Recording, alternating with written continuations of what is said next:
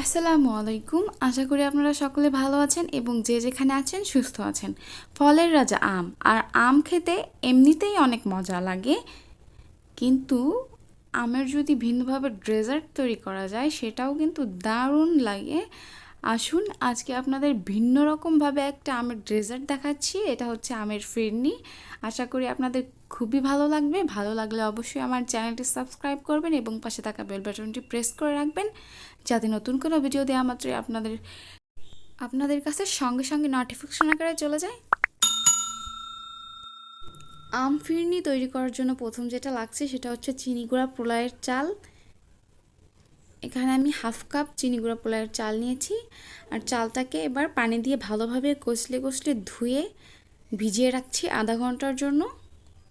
আর main ingredient হচ্ছে এখানে আম, অবশ্যই পাকা আম লাগবে। এখানে আমি 2টা আম নিয়েছি,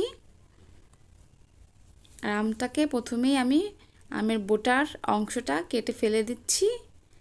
তারপরে আমের এক সাইড থেকে আমের একটা অংশ কেটে নিয়ে এবার আমি লম্বাভাবে এরকম ছুরি দিয়ে আমের গায়ে দাগ কেটে নিচ্ছি, দেখতেই পাচ্ছেন। এবার আমি আড়াআড়িভাবে এরকমভাবে দাগ কেটে নিয়ে এবার আমি চামচ দিয়ে আমের ছোট ছোট অংশগুলোকে একটা বাটিতে রেখে দিচ্ছি। দেখতেই পাচ্ছেন অনেক সুন্দর হয়েছে। আপনারা চাইলে যে কোনোভাবে আমটা কেটে নিতে পারেন।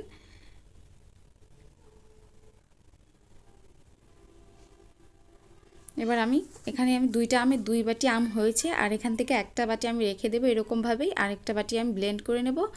আর আধা ঘন্টা পরে আমি চালটাকেও একটু ব্লেন্ড করে নিয়েছি। এটা একদম আধা ভাঙা হবে, একদম মিহি হয়ে যাবে না। আর একটা প্যানে এবার আমি আধা লিটার দুধ নিয়ে নিচ্ছি। এখানে আমি লিকুইড দুধ ব্যবহার করছি, আপনারা চাইলে গুঁড়া দুধ দিয়েও করতে পারেন। এবার আমি যে চালটা ভিজিয়ে রেখেছিলাম পরবর্তীতে ব্লেন্ড করেছি সেই চালটাই এখানে দিয়ে দিচ্ছি।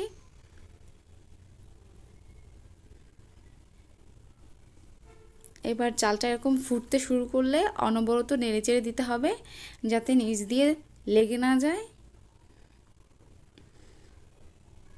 আর কিছুক্ষণের মধ্যেই এরকম চালটা ঘন হয়ে আসবে, দেখতেই পাচ্ছেন। চালটা ঘন হয়ে আসলে এরকম চিনি দিয়ে দিচ্ছি আমি এখানে 3 টেবিল চামচ পরিমাণ। আপনারা চাইলে মিষ্টিটা একটু কমিয়ে বাড়িয়েও দিতে পারেন, এটা আপনাদের স্বাদ অনুযায়ী। আর মিষ্টি জিনিসে অবশ্যই একটু লবণ দিলে আমার টেস্টটা ভালো মনে হয়, এই কারণে আমি এখানে লবণ দিচ্ছি। আপনারা চাইলে স্কিপ করতে পারেন। পর্যায়ে ভালোভাবে নেড়েচেড়ে দিচ্ছি যাতে নিচ দিয়ে লেগে না যায়। দেখতেই পাচ্ছেন এটা প্রায় হয়ে এসেছে। এই পর্যায়ে আমি এখানে কিছু কিশমিশ আর একটা দারচিনি দিয়েছিলাম 1 টুকরো, এটা স্ক্রিপ হয়ে গেছে। অবশ্যই চাইলে আপনারা দারচিনি এলাচ দিতে পারেন। এবার এরকম ঘন হয়ে আসলে চুলার জালটাকে বন্ধ করে এক সাইডে রেখে দিতে হবে।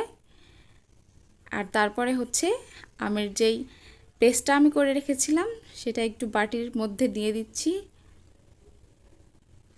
তারপরে এখানে আরও কিছু কুচানো আম দিলাম, আর তারপরে 1 চামচ ফিরনি দিলাম, আর উপর দিয়ে আমের পিউরি দিয়ে দিচ্ছি। আপনার আসলে এটা যেভাবে যে রকম এটাকে সাজাতে পারেন বা ডেকোরেশন করতে পারেন। এরপর আমি আরও 1 চামচ এখানে ফিরনি দিয়ে দিচ্ছি। এবার একটু সুন্দর করে উপর দিয়ে আমের পেস্টটা দিয়ে একটু সুন্দর করে সাজিয়ে নিচ্ছি। আরও এখানে কিশমিশ দিয়ে দিচ্ছি আমি, যাতে দেখতে সুন্দর লাগে।